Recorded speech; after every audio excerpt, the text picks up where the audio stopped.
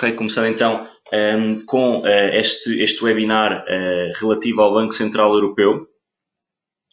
Começando com a influência do marco alemão no euro, porque este webinar, mais do que tentarmos perceber como é que o BCE funciona e qual é o seu impacto na economia, percebemos tudo o que levou à criação do Banco Central Europeu, quais são as suas influências, e daí começamos aqui com a influência do marco alemão no euro, uma vez que a Europa o euro e o Banco Central Europeu, portanto todas as grandes instituições europeias, surgiram de digamos, um desejo do eixo franco-alemão, portanto, ter aqui esta união para conseguir mais facilmente exportar os seus produtos. O que acontecia antes era que existiam países produtores muito grandes, não é? A Alemanha, uma superpotência europeia, Inglaterra, França, etc., tinham produção, tinham indústria, produção de bens alimentares, produção de bens industriais, etc. E com países mais pequenos, como depois Portugal, Espanha, Grécia, etc., portanto, os países mais pequenos da Europa acabavam por ter aqui políticas monetárias de constante desvalorização da moeda, o que fazia com que fosse mais caro para esses países, por vezes, comprar à União Europeia do que comprar noutros blocos económicos, e, portanto, a Alemanha e a França tinham alguma dificuldade em digamos, escoar os bens que produziam, escoar a sua produção, quer de bens alimentares, quer de bens industriais, produção, etc. E, portanto, daí esta, no fundo, invenção, entre aspas, que levou à criação da União Europeia, obviamente também para ajudar os países em desenvolvimento, mas também para ajudar a escoar os produtos de países desenvolvidos. Daí estudarmos aqui um pouco a influência do marco alemão no euro. Portanto, o marco alemão surgiu em 1873, o Goldmark, que ainda tinha o padrão do ouro, como a maioria das moedas em todo o mundo, tinha aqui o padrão do ouro, e em 1918, depois da Primeira Guerra Mundial, houve uma catástrofe social na Alemanha, que fez com que, portanto, o final da guerra, a destruição da guerra, a pobreza também o empobrecimento do Estado que a guerra obrigou, levou a que surgisse uma série de problemas ao nível económico na Alemanha, como o desemprego, não havia bens alimentares suficientes, havia racionamento, havia uma hiperinflação, não existia a moeda praticamente, ou digamos, neste caso o Goldmark, não tinha já qualquer valor, portanto existem fotografias célebres em que crianças brincam com maços de notas do marco alemão na altura, porque não havia, digamos, não tinha qualquer valor. Portanto, existia imenso dinheiro, mas era paper money, como se costuma dizer, porque não tinha qualquer valor.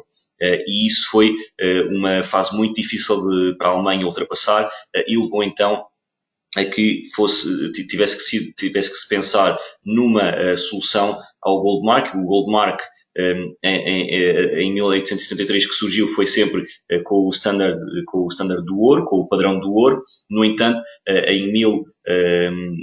antes de 1918, deixou de ser indexado ao ouro, e isso levou a que, mas principalmente em 1918, deixou de ser indexado ao ouro, e levou a esta hiperinflação e a esta falta de, portanto, esta dificuldade económica e falta de meios que a Alemanha na altura tinha. Entretanto, em 1924, 4 anos depois, aliás, 6 anos depois, levou então à criação à substituição do Goldmark pelo Reichsmark, para fazer face então à profunda crise que a Alemanha vivia depois da Primeira Guerra Mundial. O Reichsmark já não tinha o padrão ouro, como o Goldmark também o tinha perdido, mas acabou por também não ter aqui este padrão, e era uma moeda, digamos, comum, e conseguiu cumprir a sua função, que era realmente eliminar a hiperinflação, eliminar também a dívida do Estado. Obviamente também depois acabou por eliminar algumas poupanças das pessoas, mas conseguiu-se implementar com sucesso esta moeda.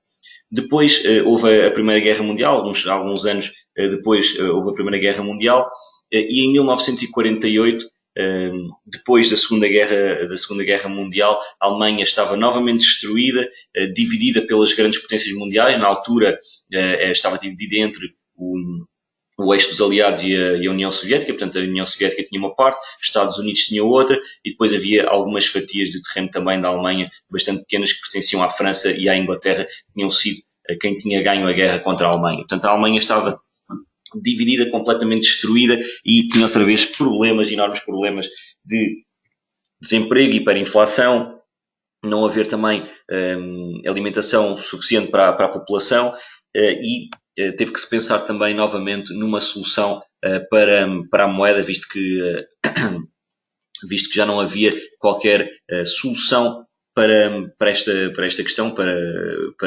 digamos, voltar ao Reichsmark, e portanto criou-se o Deutschmark. O Deutschmark, ou marco alemão, veio para colmatar, veio só da parte, foi criada pelos Estados Unidos e foi implementada na parte dos aliados, portanto na parte da Alemanha que pertencia aos aliados. A União Soviética foi, obviamente, contra esta moeda, que criou depois um marco alemão paralelo ao marco alemão original criado pelos Estados Unidos. Depois também acabou por fazer parte, esta questão acabou também por ter influência do Plano de Marshall, que veio com o marco alemão. Portanto, implementou-se o marco alemão, vieram cerca de 1,4 mil milhões de dólares, que àquela altura era bastante superior ao de agora, ao valor de agora. Portanto, veio esse valor penso que este valor para novamente reconstruir a Alemanha e fazer com que a Alemanha tivesse novamente poder de compra, para que os Estados Unidos conseguissem vender bens novamente à Europa, que estava destruída. Portanto, criou-se, só para resumir, em 1948 criou-se então um outro marco alemão, portanto o Deutschmark. Este era mesmo, o nome era mesmo marco alemão, foi criado pelos aliados para a Alemanha, para ir reconstruindo a Alemanha, e a Alemanha conseguir novamente levantar a cabeça, entre aspas. Em 1990, a Alemanha, que estava já dividida há alguns anos, como disse, entre Estados Unidos, França, Inglaterra e a União Soviética, é reunificada. Portanto, depois cai o Muro de Berlim, a União Soviética liberta também a Alemanha. A Alemanha é reunificada e o marco alemão passa a ser a moeda oficial da Alemanha. O marco alemão, da parte dos aliados, passa a ser a moeda oficial, e deixa portanto, o marco alemão da parte da União Soviética deixa de existir, e o marco alemão original passa a ser a moeda oficial da Alemanha. Entre 1999 e 2002, a Alemanha adere ao euro, portanto, e nesta altura é que se começa a criar a União Europeia. Portanto, em 1990 começa-se a criar este projeto, e depois em 99 entra o euro, e começa faseadamente a criar-se a União Monetária Europeia, e a União Europeia Monetária, e alguns países começam a aderir, etc. E é aí que a Alemanha também deixa o marco alemão, que era uma moeda de muito prestígio, digamos, na altura, e passa para o euro. Continuando aqui com a influência do marco alemão no euro, o marco alemão tinha uma reputação muito, muito boa entre as moedas, portanto, era entre as moedas mais estáveis do mundo, e era uma forte reserva de valor. Quando havia problemas económicos, o marco alemão era sempre a moeda que normalmente era comprada como reserva de valor quando havia, digamos, problemas económicos noutros países da Europa, e não só, mas principalmente quando houve inflação, também problemas inflacionários na França, etc., com o franco, aliás, com moeda francesa. Portanto, o marco era sempre uma moeda de reserva de valor de referência no mundo e na Europa. Esta referência vinha de um comportamento muito conservador, portanto muito pouco expansionista, ou seja, bastante conservador do Bundesbank, que era o Banco Central da Alemanha. Era e é o Banco Central da Alemanha, que tinha uma política muito rígida em relação à sua economia, à inflação e à sua moeda. O que significa que a moeda não tinha grandes flutuações. Portanto, a moeda era sempre estável, tinha sempre uma reserva de valor, não desvalorizava muito e, portanto, era sempre algo com regras muito rígidas, que se mantinha estável durante vários ciclos económicos. Esta política de constante austeridade e de medo extremo da inflação fez atrasar o programa de estímulos do BCE depois, quando passámos agora ao quantitative easing na Europa, depois da crise da dívida soberana na Europa. Houve vozes contra o quantitative easing, por isso é que ele também chegou mais atrasado, porque a Alemanha teve sempre medo, muito receio deste expansionismo, porque poderia levar a uma hiperinflação, e é algo que está sempre presente na cabeça dos alemães, é o medo desta desvalorização da moeda, de perda de poder de compra, e portanto era algo que os alemães, no geral, não queriam desvalorização do euro, não queriam descida de taxas e não queriam quantitative easing. Uma das vozes que se ouviu mais contra este expansionismo do BCE foi o Wolfgang Schäuble, que foi Ministro das Finanças na Alemanha entre, se não me engano, 2009 e 2017. E, portanto, sempre foi, apoiava Draghi, mas sempre foi algo contra estas políticas mais expansionistas.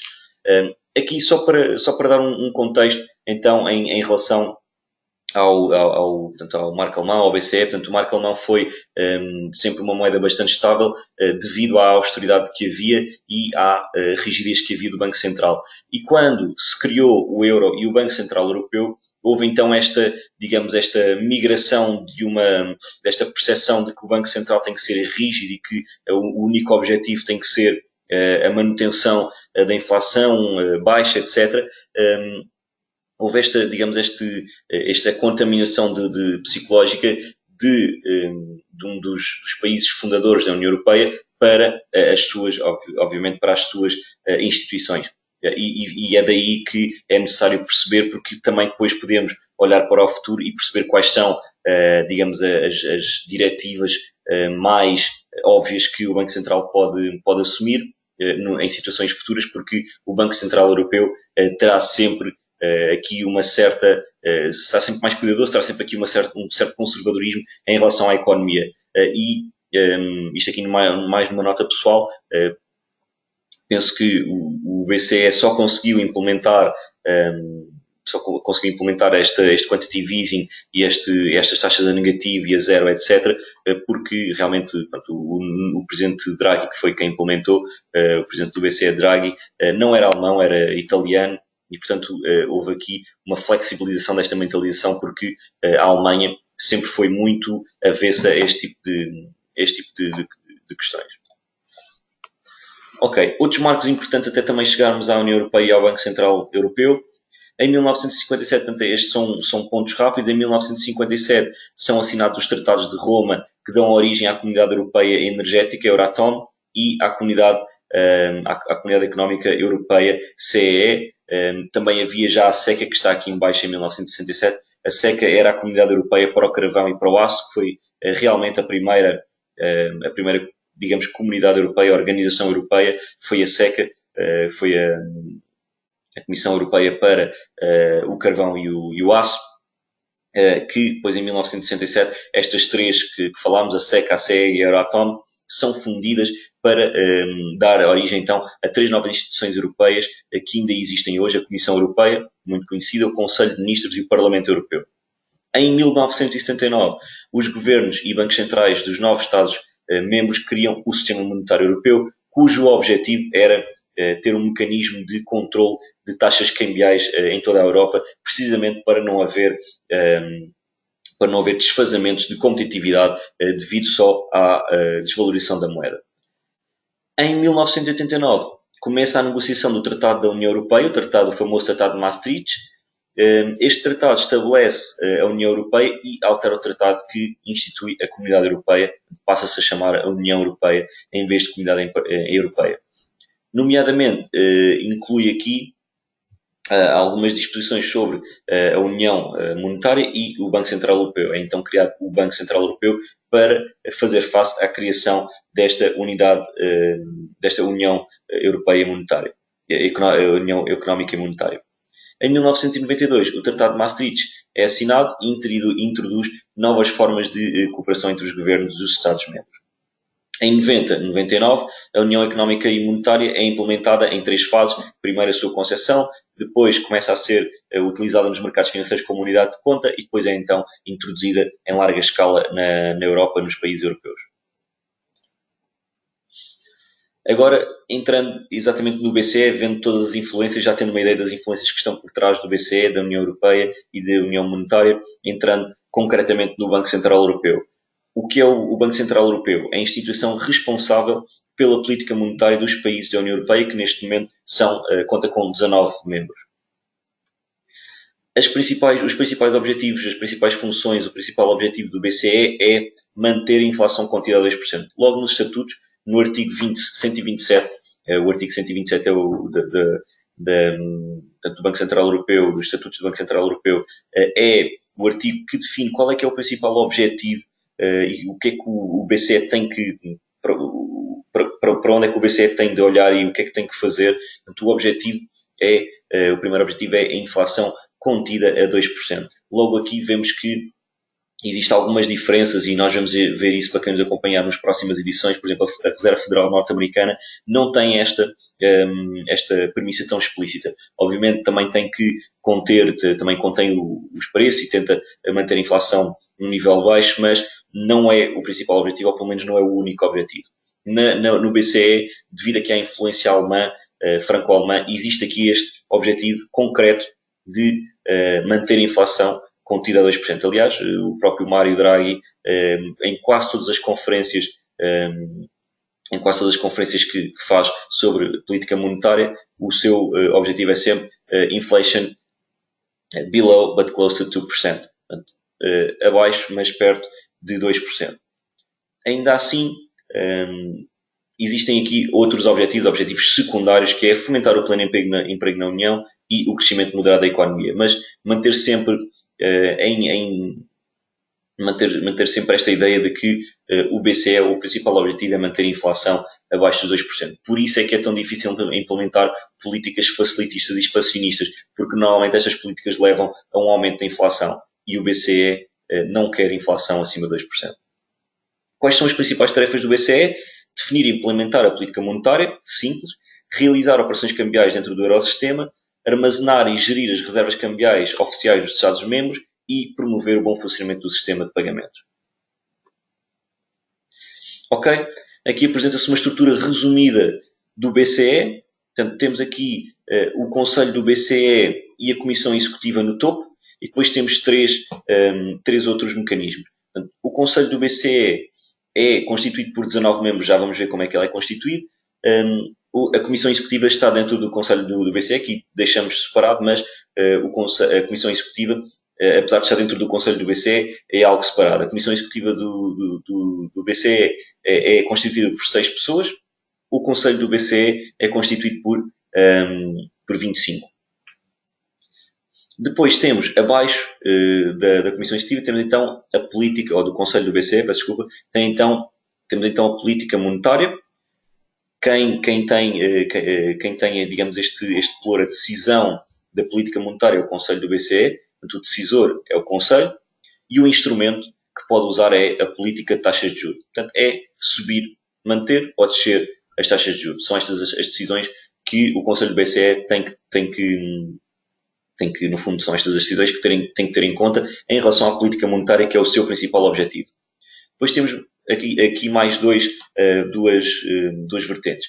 A supervisão micro, que diz respeito ao Conselho de Supervisão, e o instrumento é a intervenção antecipada nas instituições financeiras europeias. No fundo, é a supervisão que vai a cada banco perceber se fazer stress tests, testes de stress e outros testes para perceber se existe então se todos os bancos no fundo estão compliant ou se os maiores bancos da Europa estão compliant com as regras do BCE. E depois temos a supervisão macro. Aqui não tinha, digamos, o ERSB não tem aqui, digamos, uma boa tradução para português, portanto eu coloquei em inglês, European Systemic Risk Board. O instrumento é o aviso prévio, no fundo, é perceber se, em termos macro, existe aqui um risco sistémico de algum banco ou de algum país que contagie os restantes países europeus e avisar a supervisão, o Conselho de Supervisão. Ok, como é que funciona e como é que está constituído o Conselho do BCE?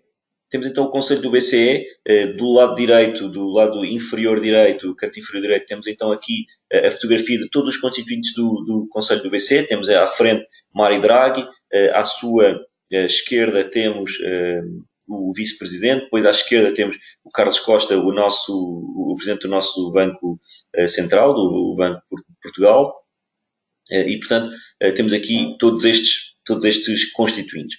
O Conselho do BCE é constituído por 6 membros da Comissão Executiva.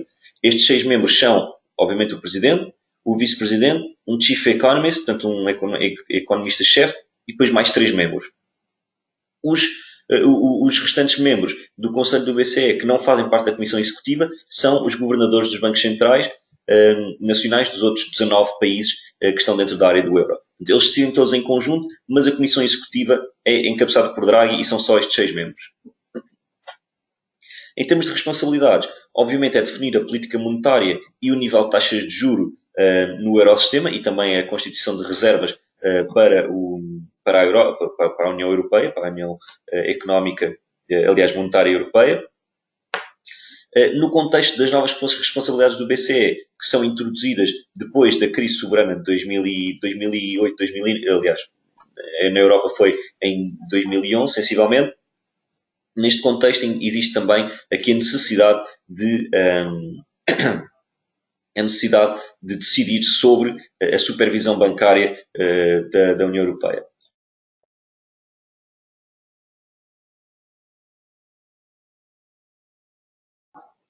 Relativamente às decisões, o Conselho do BCE reúne normalmente 2 vezes por mês para monitorizar a economia europeia e de 6 em 6 semanas o Conselho do BCE analisa a evolução económica e monetária e propõe alterações à política monetária. Pode propor ou não, portanto faz a alteração que acha necessária à política monetária. Se sobe taxas, se desce taxas, se mantém as taxas, há sempre uma decisão. Essa decisão é comunicada ao mercado através de uma conferência de imprensa.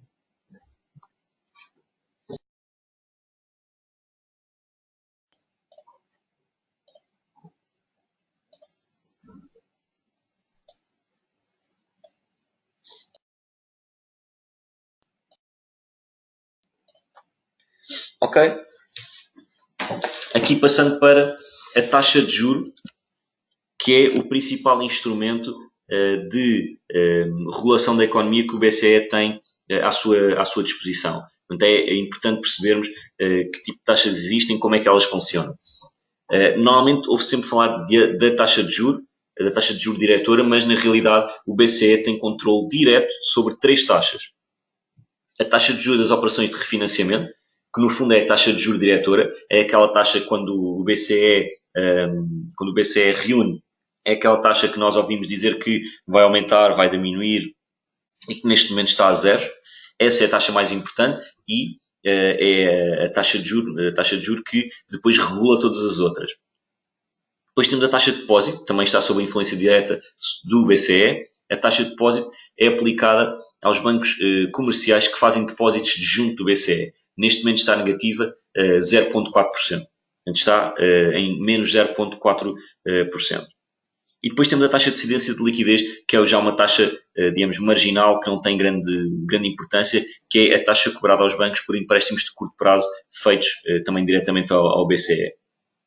Estas 3 taxas são 3 taxas que têm então influência direta às quais o BCE tem influência direta. Depois, todas as outras taxas que existem na Europa, EONIAs, Euribors, etc., todas essas taxas vão, digamos, variar consoante estas três aqui. Portanto, se a taxa de juros diretora vai descer, é impossível que a Euribor não deixe. Obviamente, a Euribor é uma taxa de referência que é, digamos, a Euribor funciona da seguinte forma. Portanto, penso que são 52 bancos no sistema europeu, os 52 maiores bancos que fazem operações entre si. A Euribor é a média das taxas que os bancos cobram todos entre si. E, portanto, se a taxa de juros do Banco Central Europeu desce, a Euribor pode não descer exatamente na mesma proporção, ela varia ao longo do tempo, mas ela também desce. Se a taxa de juros diretora sobe, a Euribor também tem tendência a subir. Portanto, isto só para explicar que todas as outras taxas que existem na Europa são sempre, estão de alguma forma indexadas e variam consoante estas três. Como é que funciona a taxa de juros diretora? Temos o BCE, que pode aumentar ou subir a taxa. Se aumentar a taxa, normalmente um aumento de taxa está relacionado com um crescimento da economia e, portanto, existe aqui um fator de arrefecimento da economia quando se sobe as taxas, significa que a economia está a crescer bastante, está às vezes até sobreaquecida, portanto a economia cresce a valores muito altos. E, portanto, existe muita inflação, deveria existir aqui bastante inflação, e, portanto, para controlar o crescimento económico e para controlar a inflação, o Banco Central sobe as taxas. Se sobe as taxas, os custos de financiamento na economia aumentam. As pessoas têm empréstimos mais altos, portanto, as famílias têm custos de financiamento mais altos, as empresas também têm custos de financiamento mais altos e, portanto, é mais difícil pagar as suas contas, pagar os financiamentos e, portanto, existe menos investimento, existe aqui um efeito de arrefecimento na economia. Ou seja, o crescimento económico começa a abrandar. Obviamente não se aumenta taxas para deixar de haver crescimento, não, é para abrandar o crescimento. A inflação, com tudo isto, acaba também por descer. Existe menos crescimento económico, menos procura, menos produção. Portanto, existe aqui um fator de desinflação, ou seja, a inflação começa a regredir. A moeda aumenta de valor, portanto, existe uma taxa de juros mais alta, existe menos empréstimos, existe menos procura por aquela moeda e, portanto, a moeda, aliás, existe mais procura por aquela moeda e, portanto, a moeda acaba por subir.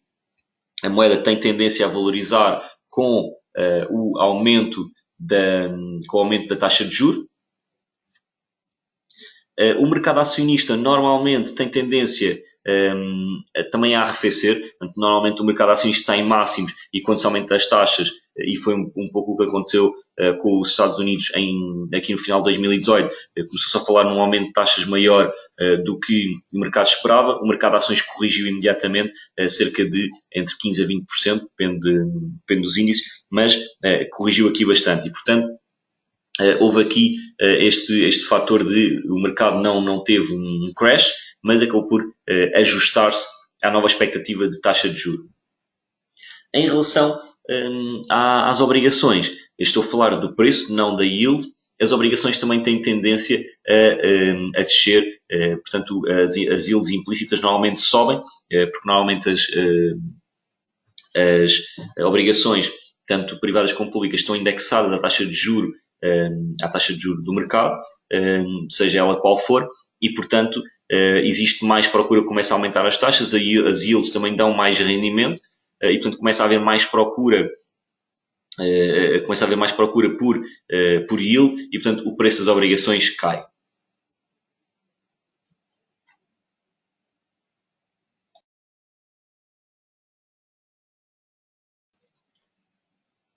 Ok? Que em relação às obrigações, perceber que é o preço cai porque a yield implícita aumenta e existe aqui um fator de desinvestimento nas obrigações, o que faz a yield, obviamente, valorizar. Em relação à taxa de juros, quando a taxa de juros cai, quando a taxa de juros cai, significa que estamos numa depressão económica ou que estamos numa fase em que não existe crescimento. E, portanto, é necessário fazer aqui push, dar um boost à economia, porque a economia ou está estagnada, ou está em crise, ou está em recessão. E, portanto, é necessário dar aqui alguma folga à economia para ela conseguir recuperar.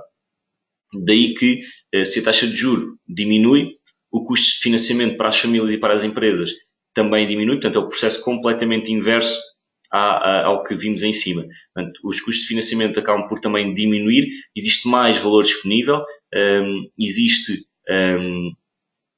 menos custos e, portanto, existe um incentivo ao consumo e, portanto, o crescimento económico deverá ser maior, deverá haver mais crescimento económico, também deverá haver mais inflação, a moeda deverá corrigir, portanto, a moeda deverá desvalorizar e o mercado acionista deverá também subir. O mercado acionista também deverá subir devido a esta questão de mais crescimento económico, mais inflação e também a questão da taxa de juros também aumenta a margem, a margem das empresas comerciais. Portanto, as empresas comerciais que têm dívida com uma diminuição da taxa de juros acabam por essa dívida ser menos pesada, terem mais facilidade em pagá-la porque os juros não são tantos e, portanto, isso também dá alguma folga nos balanços das empresas que começam a atrair investidores e começam a valorizar. As obrigações, por seu turno, em relação ao preço, acabam também por valorizar.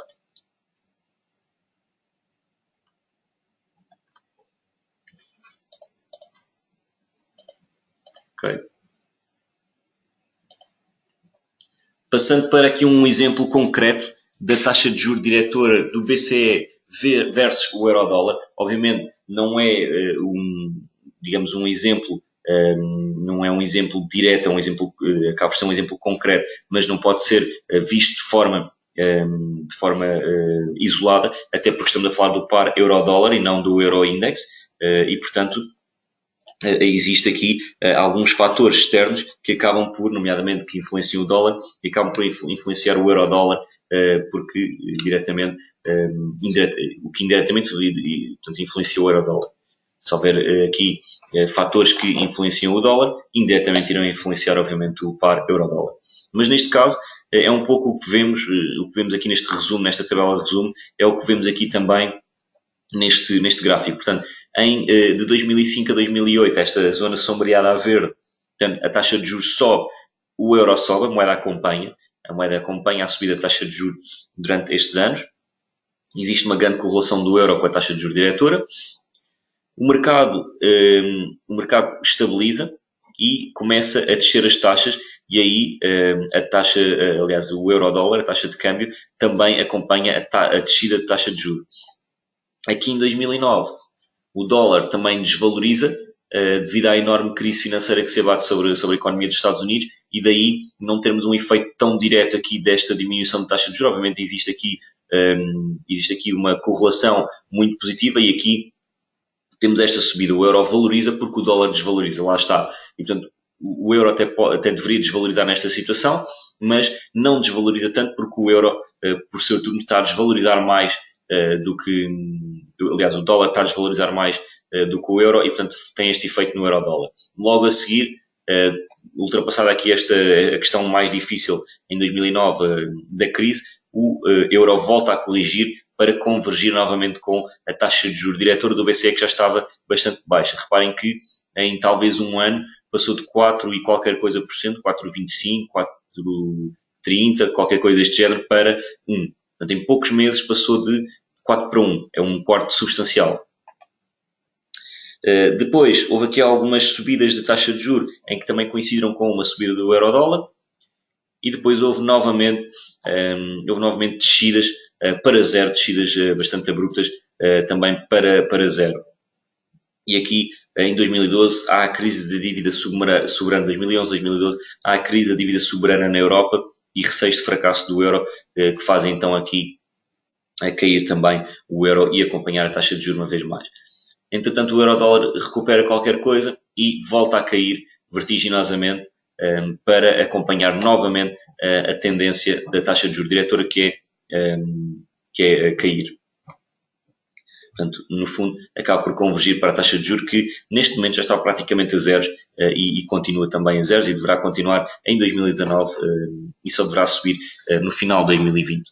Em 2017, existe aqui este grande pick-up do euro-dólar, portanto, esta grande subida do euro-dólar, porque se começa a falar do fim do programa de quantitative easing na Europa e começa-se também a falar de possíveis aumentos de taxas. Possíveis aumentos de taxas que podem levar então a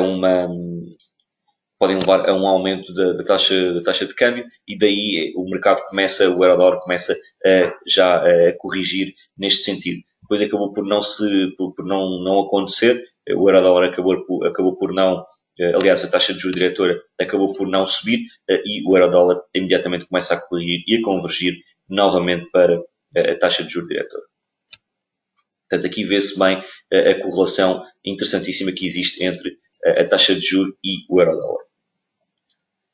Falando aqui um pouco do quantitative easing na Europa, que é algo que está muito em voga na economia europeia, da União Europeia, e que também é ela portanto, decidida pelo BCE. Portanto, achei importante incluir aqui.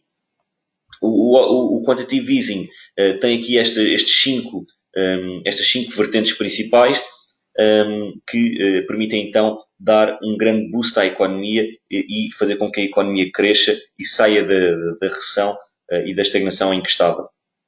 E este programa de quantitative easing, o programa europeu, foi anunciado em março de 2015 e o seu fim foi agora em dezembro de 2018.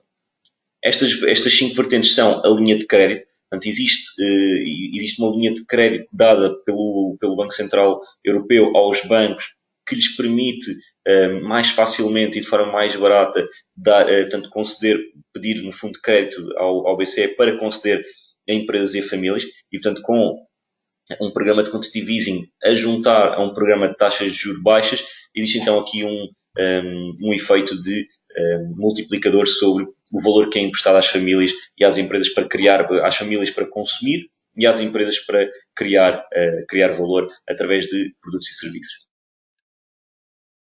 Depois temos também um rebalanceamento do portfólio, que é um resultado também do quantitative easing, ou seja, o BCE, ao comprar ativos, obviamente o BCE não compra ações de alto risco, nem obrigações de junk. O BCE tem regras que são impostas para comprar dívida de qualidade, de excelente qualidade, portanto existe rating e só empresas com rating muito bom é que estão sujeitas a esta compra. Numa primeira fase nem sequer foi para empresas, foi só para governos, portanto compra de dívida dos governos dos países que integravam a União Europeia e só depois para empresas no mercado e empresas que tivessem um ótimo rating de risco, é que foram alvo destas compras e, portanto, há um rebalanceamento de portfólios na medida em que existem menos ativos seguros no mercado e os investidores são obrigados a rodar, a fazer aqui uma rotatividade de carteiras para outros ativos com mais risco e, portanto, estimular novamente a economia, ir comprar para os seus portfólios, no fundo, dívida ou obrigações de empresas com um pouco mais de risco, e isso leva também a que as empresas consigam ter mais capital disponível, leva, portanto, a um rebalanceamento de portfólios de toda a indústria, de todos os investidores. Leva também a taxa de câmbio a desvalorizar, portanto, a depreciar a taxa de câmbio e também acaba por haver um aumento da oferta de moeda. Também existe um efeito fiscal, portanto, o BCE, ao comprar dívida soberana a taxas mais baixas, significa que os Estados, esses governos desses Estados, têm mais dinheiro disponível para baixar os impostos ou para investir em obras públicas, em subsídios sociais, etc. Portanto, existe também aqui um efeito fiscal e outro que leva a que os Estados não gastem tanto dinheiro em juros e que consigam investir mais no país, quer seja como disse, por efeitos fiscais ou outros. E depois existe também muito o fator psicológico, em que as pessoas e os investidores e mesmo digamos, as pessoas comuns acabam por ouvir estas boas notícias, vai haver uma taxa de juros mais baixa, vai haver mais rendimento disponível, vai haver mais investimento na economia e, portanto, as pessoas deixam de estar tão rígidas em relação ao valor, as taxas de depósito, as taxas de poupança normalmente diminuem, as pessoas consomem mais e, portanto, existe aqui este efeito psicológico de massas que, com a comunicação das políticas expansionistas do Banco Central Europeu, dos governos, acaba por ter aqui um efeito impulsionador do consumo e da produção. Ok, programa de quantitative easing do BCE. Este foi o aspecto do programa, portanto, ele foi anunciado aqui em março de 2015, aqui olhando para o gráfico da esquerda, para 60 mil milhões. O primeiro programa foi para 60 mil milhões de euros comprados por mês, isto por mês, obviamente. Portanto, cada coluna destas é um mês, portanto, foi mais ou menos estes dos valores, esteve à volta dos 60 mil milhões. Depois, em 2016, a meio de 2016, o Banco Central Europeu decide que não é suficiente e propõe um programa adicional ou compras adicionais e, portanto, passou de 60 mil milhões para 80 mil milhões, 80 bis de euros, e aumenta então a compra em 20 bilhões de euros. Novamente em 2017 começa-se então a falar com este corte, que se começa a falar do término do quantitative easing, portanto o BCE corta de 60 bis de 80 bis para 60 bis novamente as compras mensais e começa-se a falar eventualmente de uma subida, de uma eventual subida de juros, de diminuição do término do quantitative easing, etc. Entretanto, o quantitative easing continua durante todo o ano de 2017, novamente diminuído para 30 bis por mês em 2018 e em dezembro de 2018 acaba e volta aos valores, obviamente ainda há compras, mas volta a valores normais, valores bastante abaixo dos 80 bis, portanto aqui abaixo dos 20 inclusive, que são os valores normais já antes do quantitative easing, portanto acaba o quantitative easing. Isto obviamente faz com que, portanto, tem aqui um efeito de inflamento do mercado, portanto o mercado fica, digamos, inflacionado, fica com bastante liquidez disponível, o mercado acionista sobe e também sobe o balanço do Banco Central Europeu, que era pouco mais de 2 mil milhões, portanto isto é em bis, portanto 2 bis, e passa para 4,66. Portanto, é um valor, é um aumento de mais do dobro do balanço do Banco Central Europeu, que portanto, acaba por ser esticado ao máximo para conseguir acomodar aqui estas compras de ativos no mercado, quer seja de obrigações soberanas ou outras. E tem aqui um efeito interessante no mercado. O mercado europeu começou a crescer, embora já haja aqui alguns indicadores de abrandamento, mas o mercado cresceu, o desemprego diminuiu, a inflação aumentou, não tanto quanto se esperava, mas também aumentou qualquer coisa e, portanto, pode-se dizer que houve algum sucesso. Obviamente houve mais sucesso com o programa da Fed nos Estados Unidos, mas houve ainda assim algum sucesso em relação ao quantitative easing do BCE. Isto foi o programa de quantitative easing do BCE em Portugal, no fundo, nas obrigações portuguesas. Não houve, digamos, uma diferença assim tão grande entre taxas, porque em 2014, 2013, 2014, já os Estados Unidos estavam num programa de quantitative easing e havia então, digamos, a desconfiança que também iria haver um programa idêntico na Europa e, portanto, as taxas de juros, neste caso as obrigações portuguesas, desceram bastante em 2013 e 2014 devido a estes rumores e depois quando realmente, em 2015, quando realmente o BCE decide começar a entrar no mercado e a comprar obrigações, existe então aqui um efeito de aumento das yields, que não era o suposto, mas depois as yields caem novamente e hoje estamos a valores bastante mais baixos dos máximos e também bastante mais baixos do que quando começámos o quantitative easing aqui em 2015. Portanto, estamos a 1.3 de yield, a yield mais baixa dos últimos anos, e portanto também houve resultado aqui para o Estado português. Obviamente o maior resultado até foi aqui não depois de ser anunciado e como tínhamos visto também a questão do fator psicológico, não só quando realmente se começou a comprar obrigações, mas sim quando se começou a falar disso e quando começou a haver rumores, as yields caíram bastante e vieram para valores bastante mais normais e mais, digamos, mais suportáveis para os governos.